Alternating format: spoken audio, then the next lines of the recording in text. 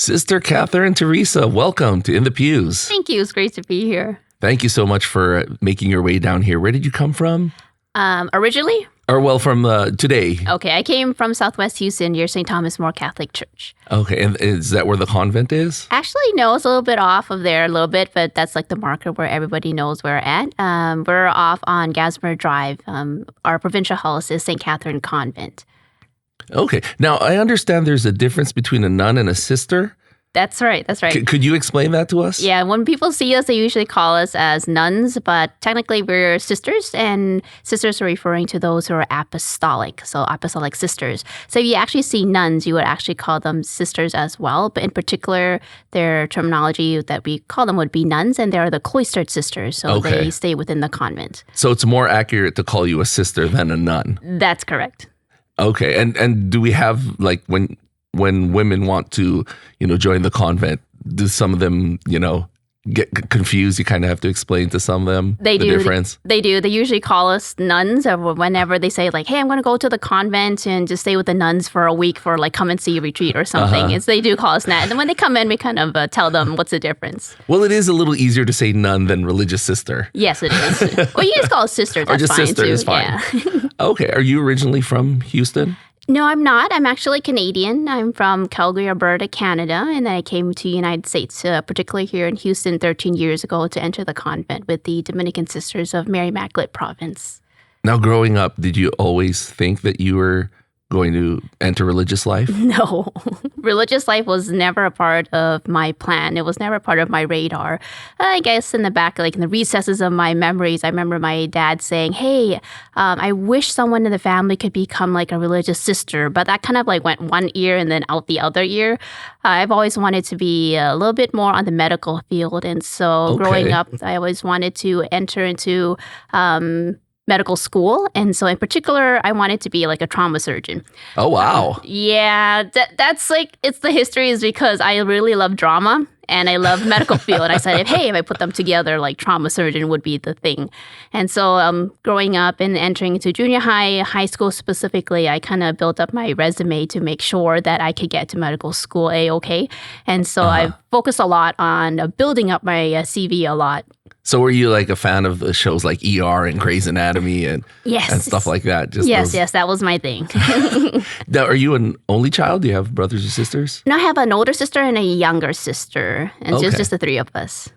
And did any of them consider entering religious life? Funny enough, yes. My older sister never. She was never like a quote unquote religious person. But my younger sister, Christy, she did, and she actually did enter the same convent as myself. She stayed for about 2 years, entered novitiate, and then she decided to kind of return home for some time to continue discerning.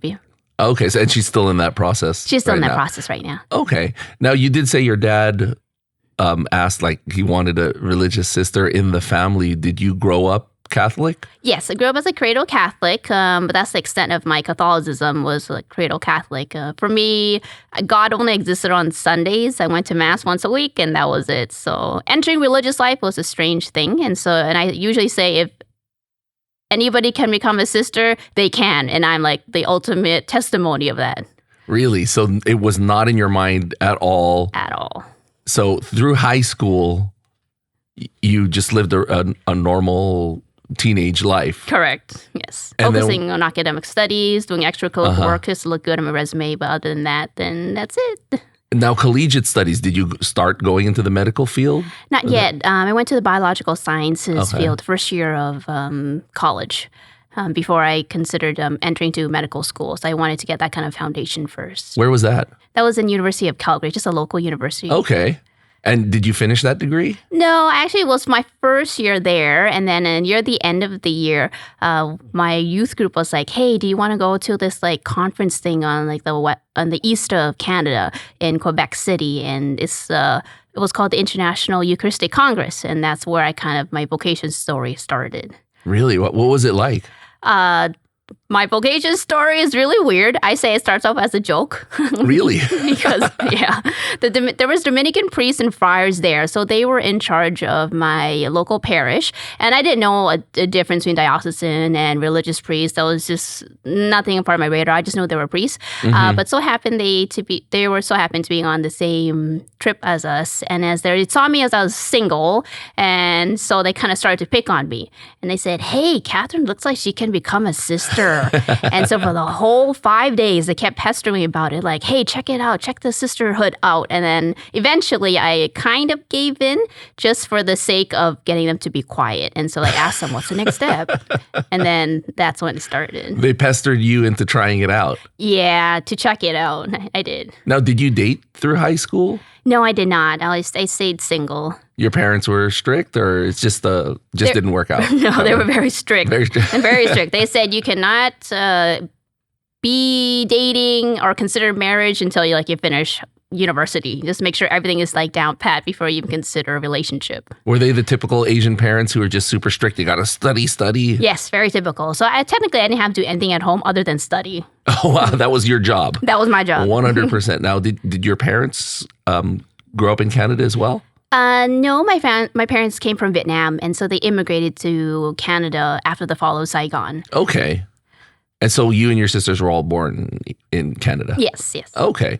Now in Canada, you went on that retreat, and then did you try out the first steps after returning from the retreat? Is that what happened? You mean the conference when I went to? Yeah, the conference, excuse me. Right. So I went to the conference, and then they kept pestering about it. So then I finally said, well, I really didn't want to, but I thought that would be the thing to tell them so that they would stop pestering me about it. So I said, yeah, Father, tell me more. What's this the Dominican sisters you're talking about? And they're like, yeah, it's a life where you can give yourself completely to God. You should really check it out. And I was like, yeah, I am giving myself to God. I'm going with this youth group. I'm serving as the VP right now. And they're like, no, this is total dedication. And then I was like, okay, so what's the next step? Tell me more. And then they said, just check it out. There's Dominican sisters in Houston. And I said, okay, I'll check it out when I come home. And then finally I did check it out. But just because when I came home, for some reason, that motivation to continue medical school, it's just mysteriously dispersed. Wow. And I was no longer really wanting to look into that area anymore. And so I became kind of restless. And it wasn't until in retrospect that I know now that when St. Augustine said, my heart is restless until it rests in you, that I really figured, I was because I was pacing down the basement back and forth. And that phrase of the fathers kept repeating hey, she can become a sister. She can become a sister. That phrase kept repeating in my head. And so I finally Googled it. So Dominican sisters in Houston. And so I called the sisters and I said, hey, a priest told me to check you guys out. Can you tell me what's the next step? And then sister was like, hey, yeah, we actually have a come and see right now if you'd like to come. They were already partway through their come and see. So I said, okay, let me check the flights and everything like that. And so I checked the flights. My dad booked the flight. The next day I came to the convent. Wow, just like that. Just like that. It was pretty crazy, really radical. This is really strange because I never really expected to become a sister. And all of a sudden I just came into Houston, went to a come and see. I came, I saw it, and I hated it. You did? I didn't like it. Well, the reason in part was because I came partway through the retreat. And so everybody was kind of friends already. They got used to each other. Yeah. I came kind of last minute. So I was like the Canadian who stuck out like a sore thumb. So I didn't really like it. And so I said, okay, God, tell me now if you want me to do this thing. And I was looking up the crucifix. I was praying and I was waiting. Nothing happened. So I said, no messages, no thunderbolts. So I was like, okay, done deal. So I went back home and then just preparing to register for my fall classes. But when I was kind of looking through the classes, that restlessness started to return. And I was like, what is in the world? What does this mean? And then I finally said, you know what? I'll just try it out for a year and go from there. And so I said, okay, I'll just try it. And then I just did this crazy thing. I just took all my money from my bank account. I took it out. I gave it to my sisters because I had scholarship money and things like that. So she paid off her loans. And then I closed my insurance account with a car. And then I got rid of my electronics. Wow. I just got rid of everything, closed Facebook, closed email accounts and everything. And I just packed up and left a month later. Wow. I mean, so you weren't even in yet and you had already done all of that. Yes. Yeah. Wow. That's a huge leap. It is. Even just going for the come and see in Houston, I think a lot of people would have probably said, oh, it's all the way in Houston. Nah, forget it. Did you think about looking at something closer? No. Well, funny you should ask that. Is because I didn't know there was anything other than Dominicans. Because when I asked my priest, the one who went with us on the trip, I said, hey, you said there's like Dominicans. Is there any other like community or organization or anything? Because I didn't even know where Houston was. I didn't do very well in geography. And then he said, no. Catherine, in this whole wide world, there's nothing else other than Dominicans. And I believed him because he was a priest. And so I truly believed him, and I just did what he said. So I came in and then just checked up the Dominicans. And it wasn't until after the convent, like entering the convent, that I realized there's so many more communities. And he was just messing around with you. Yes, because he was Dominican. Okay. So he wanted Dominicans. They like joking around with you, huh? Yeah, but I took it for serious. even joking around with you, entering the convent. Yes. That's funny. So you just drop everything, sell everything, give everything away. And so in your mind, when you're going to Houston, are you saying, this is it, 100% I'm entering? No, I actually just thought I was just going to give it a year and then see what it would be like. But like, even I'm thinking back now, I have no idea why I got rid of everything. Yeah, you would think that, okay, in case this doesn't work, at least I have this money in this account, but no. Right, yeah. So I really, that's just the grace of God, I gotta say. Did your sisters or your parents say anything like, hey, maybe you should hold on to this money in case this doesn't work out? Well, my sister was excited because she got the money to pay off her loans. So she was good with that. My little sister got my computer and all my other electronics, so she was good with that too. But my parents, though, it was a little bit of a shocker, both a good and a bad, because well, it wasn't until after I went to the convent for a few years, I came home for a home visit, and then my dad was mentioning how he felt I changed somehow after the conference. I came home from the convent. He's like, somehow he just sensed something that was very different. And so I never told my parents until I was about to leave that I told them, hey, I'm just going to like up and just go right now. But my dad thought that there was something different. And so what was interesting is I came back home after the conference, and that restlessness was still there. And then when I decided to go to Houston, I went, and then when I came back, I told them, no, that's not it for me. So when I told them I was going to go, it was quite of a shocker for them. Oh, because you were firm. I was firm. No, that was it. Because I hated the experience, right? I didn't like it. Yeah, you were late and you didn't know anyone there. Yes, exactly. Yeah. Wow. So, but it was interesting because one time I decided when I was like affirmative, like I couldn't get rid of that restlessness. I said, you know what? I'm just going to go for it. And so I called my parents who were out on like a party at a friend's house or something. And I said, hey, Mom, Dad, you got to come home right now. There's just something I need to tell you. And then my dad's like, can you wait for a little bit? Because, we just kind of got to the party, just kind of got started. Is it urgent? I said, yes, it's very urgent. Wow. And then, my dad, sensing there was something serious happening, he said, oh, okay, I will come home right now. And then it wasn't until afterwards, after I entered the con for a couple of years, that my mom told me the story that the conversation between my parents was really hilarious now that I think about it. They said when they were coming home, my dad was very worried, but my mom was like hysterical. Like she was like, no, she was just like off her seat because she was like, oh my gosh, something happened to Catherine. She must have went in that conference and she must have met a guy and she's just going to let us know that she's pregnant. She's pregnant. And then she was so worried the whole time coming home. And as soon as I came home, I was like, Mom, Dad, I need you to sit down. I was very serious about it. I had this whole speech prepared. I knew what I wanted to tell them, like this whole journey. But the only words I got out after they sat down were, Mom and Dad, I wanted to thank you for, taking care of me for the past 19 years. And I started crying and I couldn't stop. And the only words I could get out was, I'm entering the convent. And then my dad was crying with happiness. And he went over to our altar in our house and he was like kneeling down, just thanking Mother Mary. Because he's the one who always wanted a religious sister in the family. But my mom was on the couch. She didn't move an inch and she was just crying because she was devastated. Oh, really? Yes. So she would have rather had it you being pregnant than saying that you were going to enter the convent. Possibly. I guess that was like the worst news she could have received. Because I was kind of like the goody two shoes of the family, so I did things for the family. And so when I left, she was very upset, and she even told me all the way up until I went on to the airplane to come to Houston. And she said, "Do you know you're being very, very irresponsible? You're being very selfish. You're just caring about yourself, and you're leaving your family behind. Who's going to take care of your little sister?" And so she kept on going. So even when I went to Houston, she wasn't a very happy mom. So when you went that original time for the come and see, what was your mom's attitude like? Was she just like she's not going to like it, or we'll see what happens? She didn't want me to go at all. She told the priest to tell me not to go. She's like, don't go. Don't let her go. Like, why would you tell her to go to the convent? And she was like ranting to them. But they were like chill. They were like, yeah, no, she's becoming Dominican. But my mom she must have been relieved when you came back and said that you didn't want it. That's correct. At first, but then you blindsided her. Yes. Your dad was happy, your mom wasn't. Yes. What happened between them? Did they argue about it for a bit? I guess it's because it's kind of like a patriarchal kind of family, the typical Asian family. And so my dad kind of has like the big say. So he was happy. So she kind of like went along with it, but she just kind of grumbled the whole way through. But yeah. So you go to Houston, you start, you enter the convent for that first year, and your mom's not happy. Did that have an effect on you?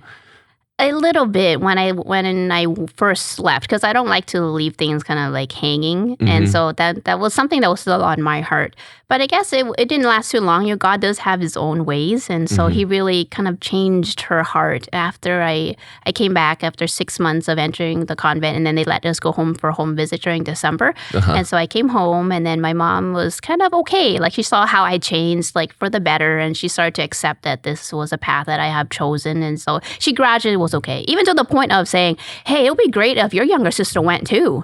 And I was wow, what happened there? So God really does work. So she was very supportive of my little sister to go now too. So she's at peace now. We talked earlier about the difference between a nun and a sister. Did your mom think that you were going to go into this cloistered lifestyle where she'd never see you again? No. Is that what she was afraid of? No? No, I don't think so. I think she just based off, it's just kind of like she doesn't want to lose her girl is basically it. So it doesn't matter where you go, she doesn't want you to lose you. Would it have been easier on her if you were, if you stayed in Canada? I think it would have been easier because my parents, generally speaking, really miss me, and they don't get to see me. Especially when we went to the novitiate for 2 years, where we entered kind of like a cloistered life, and so we don't go home for 2 years, and so that was really hard for them. But now they got used to it. What about your sisters? What were their reactions? Both of my sisters were very supportive. My older sister in particular. My younger one was kind of oblivious because we're 9 years apart. So she was really young when I left. So she didn't really know. She just knew I just kind of upped up and left. She was what, around 10 at the time? About 12. 12? Okay. Yeah. So when you left, she was still in her own little world. She was in her own little world, yes. Now, you're there for 6 months, a year. At what point did you say, this is it, 100%, I'm in? I think around December, when we're about to go home for home visit. And when we come back, we have this 8-day retreat, Ignatian 8-day retreat. And that's when I said, hey, you know what? This life is actually not too shabby. I mean, I really like the food. Sisters feed you well. I like the life is nice and peaceful and calm. And so I said, you know what? I'm just going to just stick it out for the next 6 months. And then after that, we petitioned to enter to the novitiate if you so wish to choose to do so. And so I was like, you know what? It's not too bad. I feel really good here, really at peace, really happy. And so I decided to continue. And so when I petitioned for my novitiate, that was basically when I was saying this, I'm in it now, like for life, like with certainty. Now you mentioned the food. Were you expecting bad food? No, I guess it was better. Okay, sorry, Mom, Dad, but I guess it was kind of better than when I was at home. I gained like 20 pounds when I went to the apostolate. Really? Yeah. I would not have thought that. I would have thought that, they'd give you like little scraps, bland food, but no, it was very, very good because the sisters, the mentality, and in particular with our community, is that you need to be fed well or fed enough, so that you have the strength, physical strength, to go out and to fulfill your ministries. And so food is like, it's not like so important that we have to have this type of food, but they want you to have enough in order to be well. Okay, because I don't know, maybe it's just me, but I imagine that scene in Sister Act when Whoopi Goldberg's looking at the food and just, she's like, I don't want this food. Right, yeah, it's not that bad. So you have regular food. We have regular food. 3 meals per day. Now, is there no Dominicans in Canada? I think there are. I never really looked further into it. But when my little sister was discerning, she did check out a cloistered Dominican community in British Columbia, which is a next door province to where I'm at. Now, do you speak French since you're from Canada? Not really. Actually, not really. I took it like in high school, but that's like to the extent of my French. I don't really know it very well. Just a little bit classroom language. Correct, yes. What about Vietnamese? Do you speak Vietnamese? Yes, Vietnamese very fluent. Oh, really? Yeah. Is that what the language you speak at home? Yes. Okay, so you and your sisters, when your parents are talking with you, it's in Vietnamese. It's in Vietnamese, but when we talk to each other, we speak in English. In English. Yeah. Now, what language do you go to when you're praying? You mean by default, like personally? Yes. Oh, English. In English. Yeah. So that's just more natural for you. It is more natural for me. I have to kind of rethink it a little bit before I get into Vietnamese sometimes. So I didn't really get a lot fluent in Vietnamese until I entered the religious community here. And so because we have our elderly sisters there, and so we speak Vietnamese a lot with them. And so that's how I kind of gained the Vietnamese aspect of the language a lot more. And you're fluent now. Yes, quite fluent. Do you ever go to Vietnam? Do you have any relatives there? We do. My extended family is still over there in Vietnam. And so we've gone back. Before I went to the convent, I did get to go home about three times to visit Vietnam. And so I got to see my extended family. That's cool. But most of your immediate family is all here. Yeah, my immediate family, which is my mom, dad, older sister, and younger sister, are only in Calgary. We're the only ones in Canada. Okay. So if ever you have like family reunions, you'd have to go back to... we never have family reunions. Okay. Yeah. So I really don't know like who's my uncle. Like if I can like see them, I probably remember vaguely. Like when the last time I went was like when I was in 6th grade. And so I can vaguely remember them. But other than that, it's yeah. What is a life like of a religious sister in your order here in Houston? The religious life, you're talking about like the horarium kind of daily schedule that we have? Yeah, so our particular community is focused a lot on preaching. And so Dominicans in general, if you notice behind our name is like the OP, which stands for Order of Preachers. And so most of our sisters are teachers. And so we have a few nurses, majority are teachers. So we teach at the Catholic schools, ranging from pre-K all the way up into university. And so our sisters focus a lot on that aspect as a particular mission. But in general, in the morning, we wake up at 5 in the morning on the weekdays just to make sure sisters get out in time for their ministries. And then we carry out ministries during the day. We reconvene for evening prayer, evening activities, recreation together. And then we end with compline, which is night prayer. After that, we have something called grand silence, where everybody goes back to their cells. Their cells is their individual rooms, or second chapel, so to speak. And so we reunite with God before we end the day and continue the next day with Him. Now, as teachers, how does that work? When you get paid with a salary, does that go to the convent or into like a group fund? It goes back to the convent. So I've never seen my check before ever. And so everything that you make, it goes straight back to the convent to kind of the HQ, and then they take care of that. And then you get like a daily stipend for your We get a monthly spending? stipend. The stipend is like $15, and then you use it when necessary. Okay. But technically, we never really have to tap too much into that stipend, and it's or allowance, what we call it. $15 for the whole month? Yeah. When you do get a job at even if it's a Catholic school, it'll go to the convent, and then everything else is pretty much taken care of by by the convent, so you don't really have to worry that much about your expenses. Huh? Exactly. Well, the $15 is really just more for like emergency cases. Like, say, for example, we're traveling somewhere and they run out of gas, or you're traveling somewhere, you forgot your lunch or something. Yeah, just like petty cash on hand. That's right. Just in case, pocket change. Yeah. Just in case, but you normally don't need to dip into that, huh? No, and then if we don't use it all, we return it.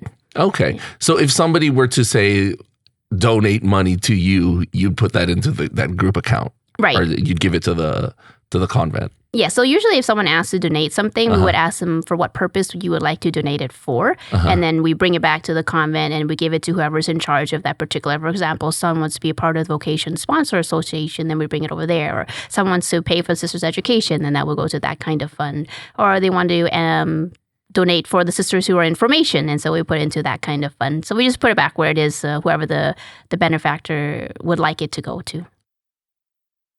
You said you're teachers. Do you get sent to other countries as well? Not yet. Okay. Not yet. So far, it's because the United States, the grounds are vast. And so laborers are few, and so we're still working on the United States. So just concentrating mainly on the United States. But within the United States, do they move you around? Yes, depending on whether or not we have a convent nearby for that particular mission. And so here currently we have 8 convents throughout Texas, and then one in Garden Grove, California. And so wherever we have our degree in that we can serve in, and then they will kind of like, quote unquote, ship us there. Okay, so if they need somebody with sort of a biological research type of background, we need a high school science teacher, Correct. Then they would ship us there. You'd get the call. Yes. How much advance time do they tell you before they move you out? Technically about 2 months. If you want to be exact. And it's because on April 29th, which is the feast day of St. Catherine Teresa Bui, we receive our mission letter for the coming year, like what are we going to be doing. Okay. And so it's some superiors share with you in advance, give you kind of like a ish kind of heads up. Some superiors don't, and it's like a surprise that's what you're going to be doing for the next year. And in April. Yeah, at the end of April, and then by June, we already have like moved our things and to the new community, to the new mission, whatever that is. So it's always that time of the year. It's never any other time of the year.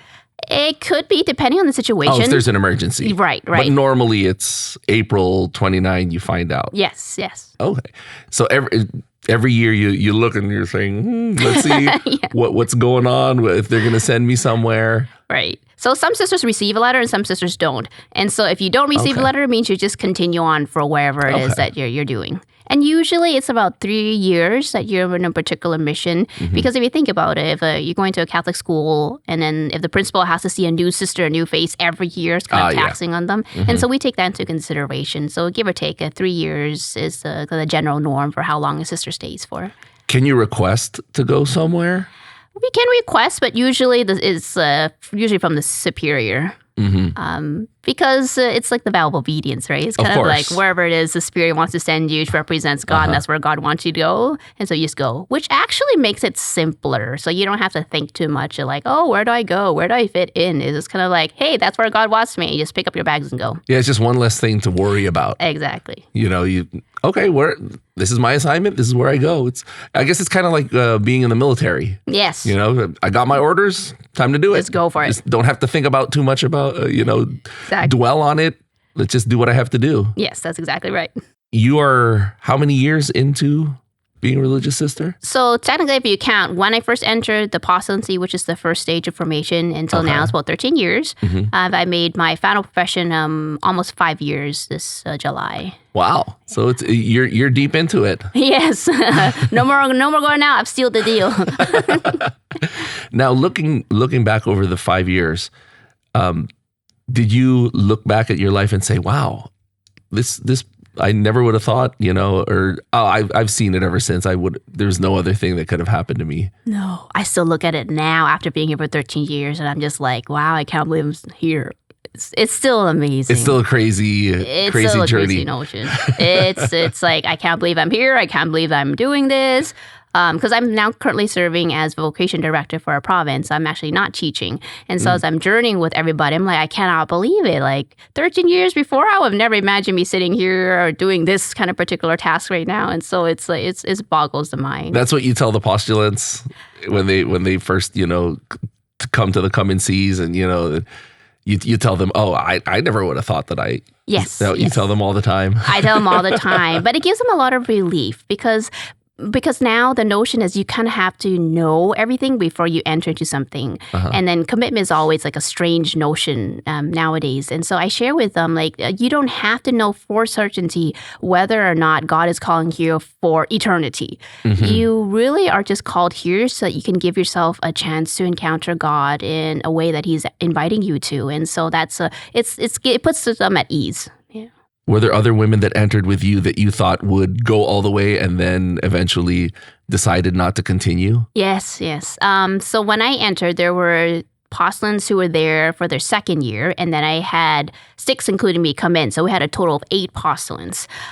So I never really thought that you would leave. I think when I kind of entered, I really thought, like, you kind of try it out for a year, and then if after that year you kind of know whether or not it's kind of right for you. Like, I mean, if you're gonna date for a guy for a year, you kind of ish know if you want to continue or not. If that's like the guy. Yeah. And so I was thinking, after a year, that's like a done deal, right? And so my sisters, for the majority, did continue on after that year and enter into a second year apostolancy, or they applied to enter the novitiate. And so I really thought that they would continue, but for the majority out of those 8, there's only 2 left now. Wow. So it's me and another sister. Did that kind of give you some doubt? Like, oh, they left. Maybe it's not right for me too. Or maybe, or did you look at somebody else and say, that person's holier than me? I did. I did. I was like, wow, that person is holier, and she fits like Dominican charism so well. I mean, like, why did she leave? I did have that thought. But because I was able to journey with my sisters very closely, because we have like spiritual companionship, which we meet which we meet with each other, and we get the opportunity to talk to each other a lot. And so you journey with them, and you realize that it's really a journey. And so God calls them for a certain amount of time, and then He wants to teach them, help them encounter His love in a special way. And from there, He's going to call them out because they're going to do something else with their life that He's calling them to. And so it was never something that kind of made me stumble a lot in my own vocation discernment journey, but it only fortified it. Because I know that God's plans is beautiful, and it's just a way of when we got accepted at each moment. And so even with the sister that was really close to entering, who entered the apostolancy the same time as myself, when she left after making her second year of profession, she decided to leave, and that was really hard for me because we were really close. But now I see that she's happy. She has like 3 kids. I was about to ask that. Yep, she's doing really well. She even had like another sister kind of to be the godmother of her child. And then we still keep up that relationship, and seeing that how much she's bloomed, how much she's in love with her family and able to kind of share that faith that she received in the convent with her children, with her husband. I say that's where God wants her to be, and it's beautiful. Wow. Do you ever look at that friend of yours and think, what would have happened if I had not entered? I try not to go that route. Okay. Because I was like, no, I'm kind of happy here. I don't need to think further there. No, but it's true because I find that I find myself very much at peace, very joyful. And I see myself as having bloomed and flourished and grown, that I know that this is where God wants me to be. Just bloom where you are sown. And then I see that, like many different things that have been happening to me in the sense of the different ministries that the Lord has entrusted to me. I'm able to carry it out and develop different skills, different talents, and seeing all of that just lets me know that this is where God wants me to be. He's given me all the graces I need to carry out the ministries that He has entrusted to me. And that's like a surefire sign for me that this is where I'm meant to be. So I don't really need to look left or right. Now, for the foreseeable future, you'll be here in Houston doing at your current position. That's correct. I should be technically vocation director for a while. That's kind of how it works. So it's more than just the 3 years or so. Well, technically it's about 3 or 4. But you never know. Maybe halfway through I'll be like, not doing too well, and then somebody superior will like replace me, which I'm totally fine with too. I mean, everything is in God's plans. Yeah. What's the number one question that you get when when a young woman wants to enter in religious life or even just explore it? What do they usually ask? How do you know? How do you know it's God's calling? How do you answer that? I say it's through prayer, because God's love language is prayer, right? And so you need to enter into prayer to be able to kind of get on that wavelength, I like to call it, to be able to know. You can't really know God's will if you're never going to ask him, if you're never going to listen to him, right? You gotta talk to him and converse with him. And usually I invite them to go into adoration, because Mother Teresa said, in the silence of the heart, God speaks. Listening is the beginning of prayer. And so I invite them to go before our Lord and really to enter into prayer, to be before him and avail themselves before the Lord. And that's really the beginning of how you know. But at the same time, I assure them, if you don't know completely, it's okay. It's like you're stepping into that unknown, and it's okay to step into that unknown. It's like that the movie Frozen, when Elsa goes into the unknown. She has like that perfect song. And so I gotta say, it's like when I listened to it the first time when I saw the movie, I was like, wow, that's exactly like what these girls need to hear, because you're stepping into the unknown, and it's okay.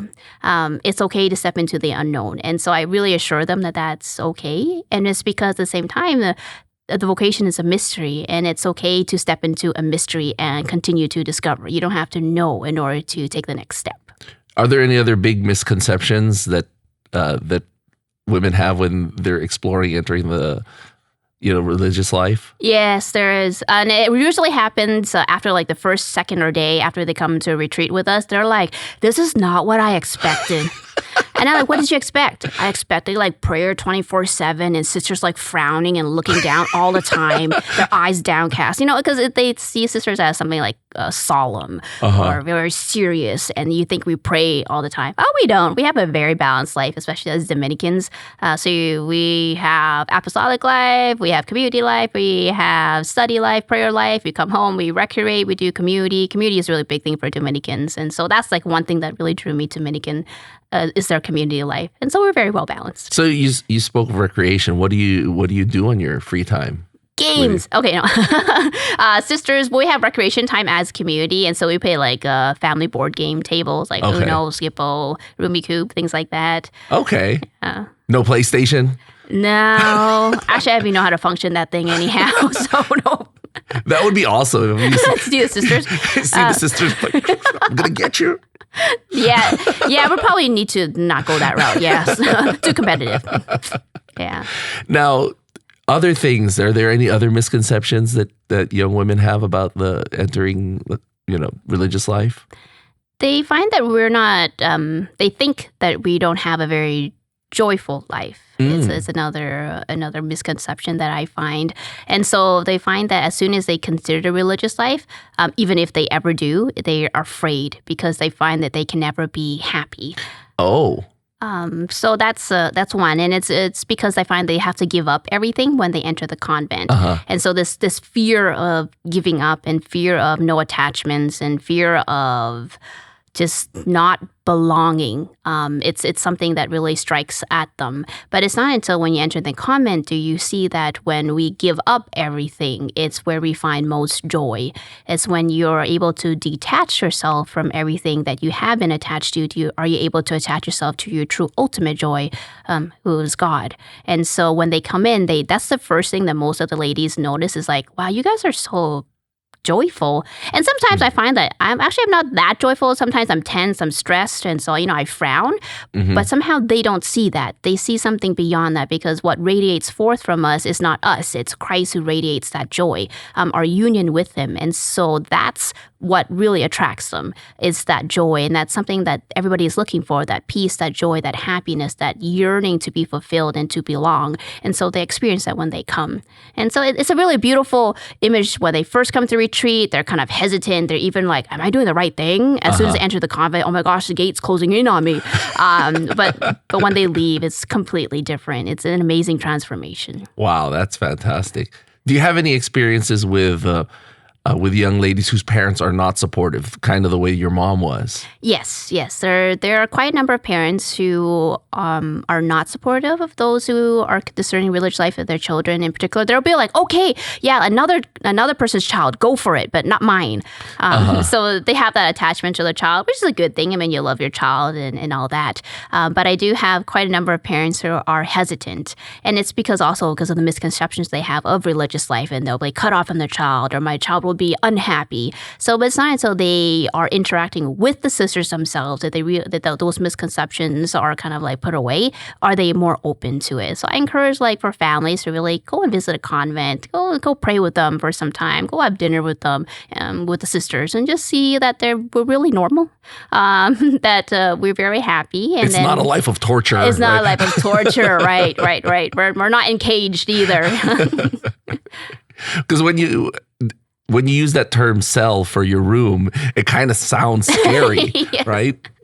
Yes. So the term cell is kind of going back to what St. Catherine says. Her room, her cell is her intimate union with God, her individual chapel. And so that's why it sounds like it. But it's not, our cells, quote unquote cells, are not barren. It's not hardcore floor, solid, concrete. No, it's regular bedroom. There's no bars and they don't lock you in. Exactly. the lock's on the inside. You have to lock yourself in, that kind of thing. It's a regular bedroom. Yeah. Now, what do you usually tell those parents? You just tell them, come and see. Well, I like to talk with them first, kind of get them to know me and to know the sisters in and through myself. And so having just a regular conversation, and then when they're asking questions, I can just joyfully tell them the honest truth, and then just kind of get from there. So that one-to-one conversation is very important. And so that kind of eases their mind after they know who they're talking to. Is not scary. It eases their mind. And then eventually I invite them to come to the convent and kind of really check it out. One of our priests that was on the show said that there's also parents that are on the opposite end of the spectrum who are really pushy. Do you ever have those? Plenty of those parents too. Those parents who really want their children to become sisters when they themselves do not want to become sisters. Or because their parents push them so much, they're afraid and they don't want to do it because their parents want it so much, they kind of resist it. Oh, so otherwise they would have done it. Perhaps so. And so I do have those parents too, and that's when I actually would tell them, maybe just let it have them their own time. Because what happens is we've had those retreats when the parents kind of just put their child register for them, and the child thought it was a summer camp or something, but they're coming into the convent. It's not a summer camp. I mean, we do have fun, but it's not that type of a fun.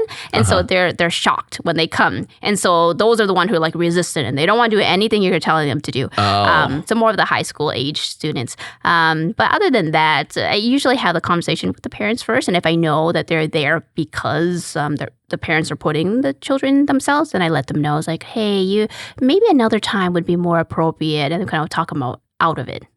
If someone wants to enter religious life, how can they contact you? If there's a young lady who wants to join the Dominicans, how do they contact you? What is their first step?